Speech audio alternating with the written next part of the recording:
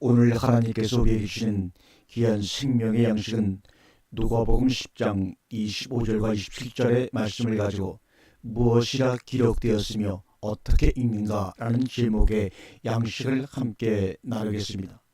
오늘 본문을 함께 읽겠습니다.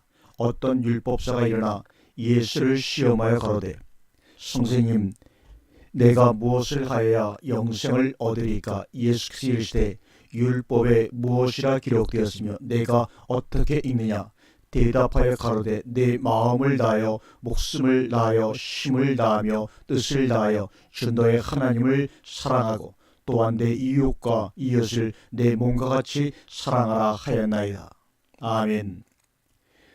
위에 나오는 예수님과 율법사와에 대한 우리로 하여금 성경을 어떻게 대할 것인지에 대한 많은 힌트를 제공해주고 있습니다. 율법의 주제는 영생과 관련된다는 사실 또한 분명히 드러납니다. 신앙생활을 한다는 것은 따지고 보면 영생과 분리해서 생각할 수가 없습니다. 성경을 보고 있다는 것도 그것과 관련되지 않은 것이라고는 없습니다. 본문에 등장하는 율법사의 관심사 역시 영생의 문제였습니다. 그는 이 영생에 관련해서는 대단히 열심히 있는 자요, 또한 그와 같은 영생에 대하여 가르치는 종교 지도자였습니다. 그는 율법을 가르치는 선생이었으며 때문에 율법에 대해서 세세하게 알고 있는 것은 당연합니다. 선생님, 내가 무엇을 하여야 영생을 얻으리까? 이것이 율법사의 질문입니다. 이것이 종교인들의 양태입니다. 그야말로 이 물음은 종교적이고 율법적인 질문이면 틀림없으나 참으로 어이없는 것은 그것이 바울이 말하고 있는 믿음으로 말미암는다는 것과는 너무나도 동떨어진 질문이라는 사실입니다. 결국 성경적이고 율법적인 질문인 것 같지만 성경적이지도 온전한 의미의 율법적이지도 못한 질문을 지금 율법사는 성령 예수님께 하고 있는 셈입니다. 이 질문의 내용은 무엇인가 하여야만 영생을 얻을 수 있는 줄로 알고 질문하고 있는 것입니다. 그야말로 영생하고는 전혀 근접할 수 없는 질문을 하고 있습니다. 바울이 그렇게도 질타하고 있고 외치고 있는 행함으로 의롭다함을 얻을 수 없다는 복음의 비밀을 알았던들 저와 같은 질문은 도무지 할 수 없었을 터입니다. 그럼에도 불구하고 아주 당당하게 그리고 예수를 시험하려는 숨은 의도를 갖고 묻고 있습니다. 내가 무엇을 하여야 영생을 얻으리까? 예수의 대답은 그 화법에 있어서 매우 독특합니다. 아니, 그러실 수밖에 없으십니다. 혹자는 그러한 질문의 단답으로 이러이러하게 행하면 영생을 얻을 수 있습니다. 당신은 보아하니 율법사인가 본데 그러한 질문밖에 못하십니까? 하고 대답할 수도 있을 것입니다. 오늘날 같으면 많은 이들이 영생은 예수를 믿으면 얻는 것이죠 라고 대담하게 그것도 아주 간단히 답할 수 있을 것입니다. 그러나 그것은 틀린 대답입니다. 이미 질문 자체가 틀린 질문을 하고 있는데 오류가 있는 질문에 그 오류를 간과한 채 단답을 하고 있다면 그 대답이야 생각해 볼 것도 없이 틀린 대답일 수밖에 없습니다. 그러한 식의 단답을 정답으로 가지고 있는 이들에 의해서 여전히 예수를 믿으려는 행위를 하려고 하므로 영생도 모르고 성경도 모르게 되는 것입니다. 예수를 믿으려는 그 행위가 당신을 구원케 할 줄 믿고 계시는, 안타깝게도 그것은 이미 화살이 빗나가고 있습니다. 관역을 향하여 옳게 날아가고 있지 않다는 말입니다. 요한복음 1장 13절에 이는 혈통으로나 육적으로나 사람의 뜻으로 나지 아니하고 오직 하나님께로서 난 자들이라고 말씀하고 계십니다. 대부분 12절만 암송하고 있다는데 문제가 있습니다. 예수의 대답은 어떠하신가? 묻고 있는 율법사라는 신분에 걸맞게 율법에 무엇이라 기록되어 있으며 내가 어떻게 읽느냐고 대답되신 대묻고 계십니다. 율법에 무엇이라 기록이 되어 있는가? 내 마음을 다하며 목숨을 다하며 힘을 다하며 뜻을 다하여 주 너의 하나님을 사랑하고 또한 내 이웃을 내 몸과 같이 사랑하라 하였나이다. 이것은 신명기 6장 5절과 레위기 19장 18절 말씀으로 율법을 한 구절로 요약하면 그렇게 볼 수 있는 말씀입니다. 과연 율법사답게 정확히 대답하고 있습니다. 예수님께서도 마태복음 22장 37절 이하에서 말씀하시길 이것이 율법과 선지자의 대강령이라고 하셨습니다. 마태복음 12장 30절에서도 동일한 말씀을 하고 계신 것을 우리는 알 수 있습니다. 마가복음 기사에서는 서기관의 대답이 참으로 인상적입니다. 마가복음 12장 32절에 서기관이 가로되 성세님이여 올소이다. 하나님은 한 분이시여 그 외에 다른 이가 없다 하신 말씀이 참이니이다. 또 마음을 다하고 지혜를 다하고 힘을 다하여 하나님을 사랑하는 것과 또 내 이웃을 제 몸과 같이 사랑하는 것이 전체로 드리는 모든 번제물보다 기타 제물보다 나으니이다. 이것은 곧 영생입니다. 예수님께서 말씀하시길 내 대답이 옳도다. 이를 행해라. 그러면 살리라고 하십니다. 율법사의 대답을 우리가 살펴볼 때 기록되어 있는 말씀에 대한 대답은 조금도 하자가 없습니다. 문제는 기록되어 있는 말씀에 있는 것이 아니라 기록되어 있는 말씀은 얼마든지 지식으로도 알 수가 있습니다. 그러한 지식은 그동안 진행된 신앙생활을 통해 귀가 따갑도록 들었고 또 가르쳐왔던 내용입니다. 그리고 항상 읽고 있는 말씀이 아닙니까? 그런데 지금 내가 어떻게 읽느냐입니다. 어떻게 읽고 있는가? 도무지 기록된 성경은 그렇다 치더라도 읽는 이가 어떻게 읽고 있는가 하는 문제입니다. 경건의 시간을 통해서 성경을 어떻게 묵상하는가? 오늘날 기독교 일반 대중에게 널리 인기가 있는 퀴티노트를 보거나 경건의 일기를 보면 성경을 어떻게 읽고 있는지 한눈에 나타납니다. 오늘 본문에서 율법사가 율법을 어떻게 읽고 있다는 표현은 겉으로 나타나 있지 않습니다. 우리는 문맥과 대화의 분위기를 통해서만 율법사가 기록되어 있는 그와 같은 말씀을 그가 어떻게 읽고 있는지 알 수 있습니다. 그럼 어떻게 읽고 있는가? 그는 무엇을 하여야 영생을 얻을 수 있고 성경대로 마음을 다하며 목숨을 다하며 뜻을 다하여 주 너의 하나님을 사랑하고 또한 내 이웃을 내 몸과 같이 사랑하라는 말씀대로 전심전력하여 사랑을 행하면 영생을 얻는 줄 알고 그렇게 성경을 읽고 있습니다. 그래서 그는 오늘도 하나님을 사랑하려 하고 있고 이웃을 내 몸과 같이 사랑하려고 저렇게 분투 노력하고 있습니다. 그러나 그것이 그렇게 될 수 있는 것이며 그렇게 해서 영생이 과연 얻어지는가? 그래서 이웃에 대해서조차 그렇게 읽고 있는 율법사의 시각을 교정해주는 비유의 내용이 소위 선한 사마리아인의 비유입니다. 여전히 율법사와 동일하게 성경을 보는 이들에 의해서 이 비유는 누가 강도만한 자의 이웃이 되겠느냐는 예수의 물음을 누가 선한 사마리아인의 이웃이 되겠느냐는 질문으로 둔갑하여 강도만한 이웃을 찾아서 그 이웃을 내 몸과 같이 사랑하려 하고 있습니다. 이 비유가 전개되고 있는 본문에서 선한 사마리아인의 이웃이 강도 만난 자라고 표현된 성경은 눈을 씻고 찾아보아도 찾을 수가 없습니다. 그러나 여전히 율법사와 동일한 눈을 갖고 성경을 보는 이들에 의해서 성경은 그렇게 왜곡되어 읽혀지고 설교되고 있습니다.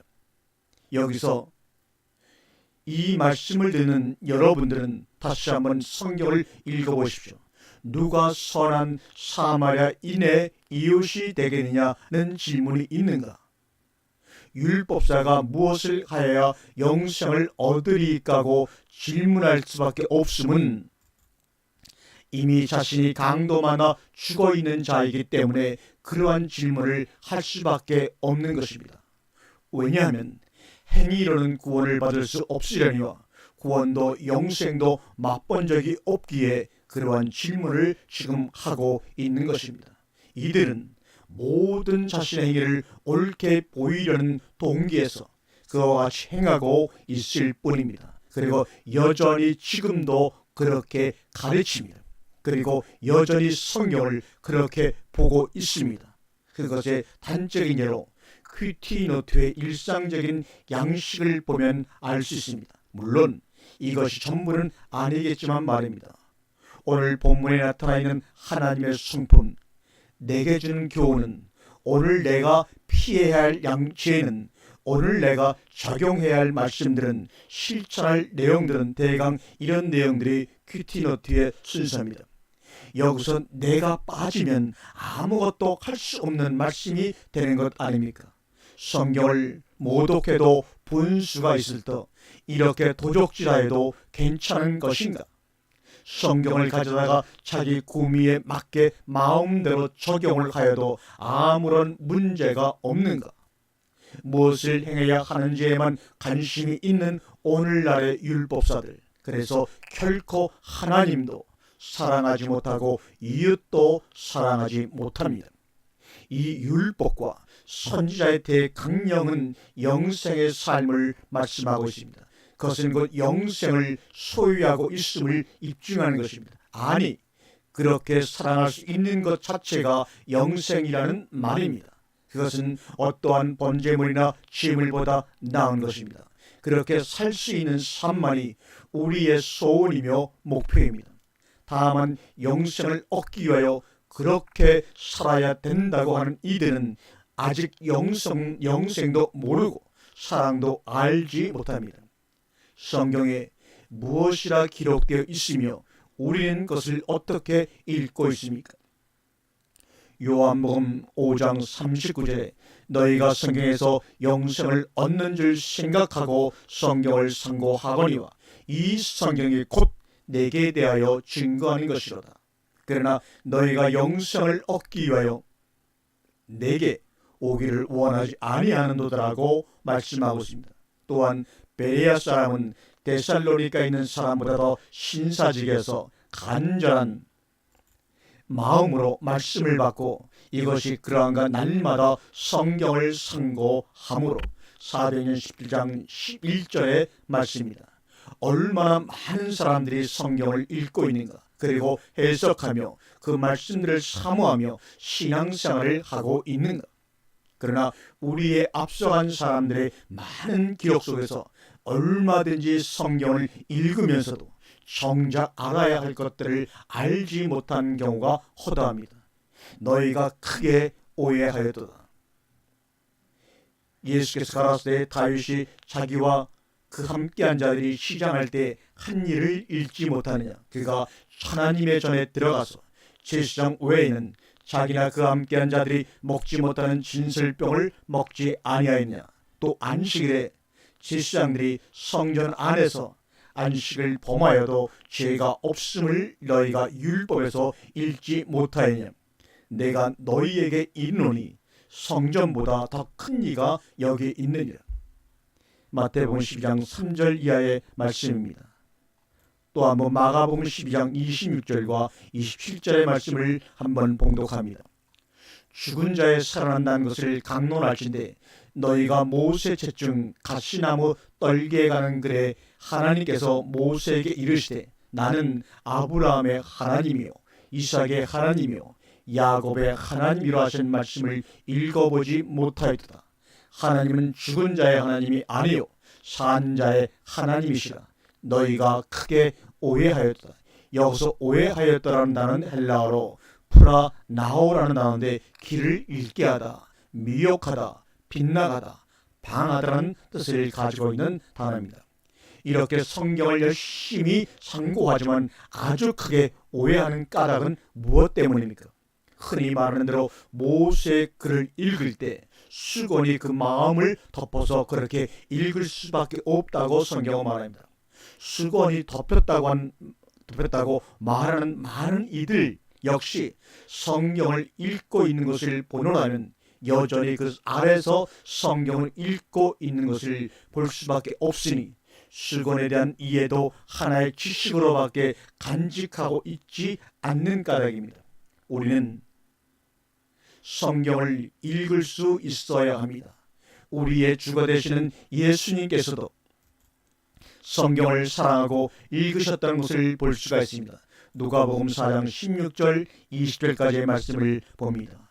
예수께서 자라나신 곳 나사렛에 이르사 안식일에 자기 균례대로 회당에 들어가서 성경을 읽으려고 서심해 선지자 이사야의 글을 들이거늘 책을 펴서 이렇게 기록한 데를 찾으시니 곧 주의 성령이 내게 임하셨으니 이는 가난한 자에게 복음을 전하게 하시려고 내게 기름을 부으시고 나를 보내사 포로된 자에게는 자유를, 눈먼 자에게는 다시 보게 함을 전파하며 눌린 자를 자유케 하고 주의 은혜를 전파하게 하려 하심이라 하였더라. 책을 덮어 그 맡은 자에게 주시고 앉으시니 회당에 있는 자들이 다 주목하여 보더라. 사도행전 8장 27절 35절까지 말씀을 다시 한번 읽습니다. 에티오피아 여왕 간다게의 모든 국고를 맡은 큰 권세 있는 내시가 예배하러 예루살렘에 왔다가 돌아가는데 병거를 타고 선지자 이사야의 글을 읽더라. 성령이 빌립도로 이르시되 이 병거로 가까이 나아가라 하시거늘 빌립이 달려가서 선지자 이사야의 글을 읽는 것을 듣고 말하되 읽는 것을 깨닫느냐. 대답하되 지도하는 사람이 없으니 어찌 깨달을 수 있느냐 하고 빌립을 청하여 병고에 올라 같이 앉으라니라. 빌립이 입을 열어 이 글에서 시작하여 예수를 가르쳐 복음을 전하니. 아멘. 고린도서 1장 13절과 14절의 말씀입니다. 오직 너희가 읽고 아는 것 외에 우리가 다른 것을 쓰지 아니하노니 너희가 끝까지 알기를 내가 바라는 것은 너희가 대강 우리를 아는 것 같이 우리 주 예수의 날에 너희가 우리의 자랑이 되고 우리가 너희의 자랑이 되는 것이라. 에베소 3장 3절과 4절입니다. 곧 계시로 내게 비밀을 알게 하신 것은 내가 이미 대강 기록한 것 같으니 이것을 읽으면 그리스도의 비밀을 내가 깨달은 것을 너희가 알 수 있으리라. 골로새서 4장 16절입니다. 이 편지를 너희에게서 읽은 후에 라오디아인의 교회에서 읽게 하고 또 라오디아계로서 오는 편지를 너희도 읽으라. 바울은 그의 글들을 쓰고 기록하면서 많은 이들이 읽고 자신에게 계시로 알려진 비밀들을 함께 나누고 싶어 하였습니다. 그러한 간절한 심정이 편지를 하게 하였고 또한 많은 이들에 의해서 읽혀지기를 간절히 원하였으며 그것은 오늘날까지 정경으로 채택되어 읽혀지고 있습니다. 요한계시록 1장 3절 말씀은 이러합니다. 이 애언의 말씀을 읽는 자와 듣는 자들과 그 가운데 기록한 것을 지키는 자들이 복이 있나니 때가 가까움이라고 말합니다. 이렇게 우리는 기록한 자들의 간절했던 심정으로 기록된 말씀을 읽어낼 수 있어야 합니다. 그러나 어떻게 읽을 것인가? 성경을 그저 다독하면 많이 읽은 것이 되고 그리고 그 기록자들에게 계시로 알려졌던 것들을 알 수가 있는가? 그렇지 않습니다. 아무리 100독, 200독, 1000독 많이 읽는다고 하더라도 어떻게 읽느냐에 따라 신앙생활의 성패가 좌우됩니다. 성경을 읽어도 도무지 성경을 읽지 못하여 무엇을 하여야 영생을 얻을 수 있고 그리고 복을 받을 수 있는가로 읽고 그것을 쫓아 인생을 허비하는 그러한 불행의 대행진이 어제나 오늘이나 조금도 변하지 않고 있습니다. 우리는 어떻게 읽을 것인가? 마음에 기록된 편지를 알고 읽지 못하면 여전히 의문에 속하여 무엇을 행하여야 하는가로 성경을 읽게 됩니다. 그래서 성경에서 읽는다는 헬라어 단어는 아나기노스코입니다. 이는 아나라는 단어와 기노스코라는 단어가 합쳐져서 만드는 단어인데, 아나는 무엇 의로 무엇 사이에 반복해서 다시 한번 이란 뜻이고, 기노스코라는 단어는 인식하다 알다라는 단어입니다. 이 두 개의 단어가 합쳐져서 아나기노스코라는 말이 만들어졌는데, 이것을 읽는다라고 번역을 한 것입니다. 그 의미는 연루된 의미로 읽다, 다시 알다는 의미를 지니고 있습니다. 이 말은 위로부터의 깨달음을 말하는 것이 바로 아나기노스코입니다. 그러한 것을 읽는다고 말하고 있습니다. 그렇게 읽지 못하면 성경을 읽은 것이 아닙니다. 우리는 영생을 얻기 위하여 성경을 상고하는 삶을 사는 자들입니다. 그러나 그러한 성경이 말하고자 하는 참뜻을 계시로 알지 아니하고는 여전히 땅 아래 속하여 성경을 읽게 됩니다. 보아도 보지 못하고 들어도 듣지 못하며 읽어도 읽지 못하는 불행만 계속되고 있는 것입니다. 그래서 읽지 못하는 인간들은 다만 성경을 많이 읽었다는 사실에 위로를 받고 힘을 얻어서 삽니다. 언제까지 그러할 것인가? 율법에 무엇이라 기록되었으며 내가 어떻게 읽느냐? 골로새 4장 16절 말씀을 읽으면서 마칩니다. 이 편지를 너희에게서 읽은 후에 라오디아인의 교회에서도 읽게 하고, 또 라오디아계로서 오는 편지도 너희도 읽으라. 아멘.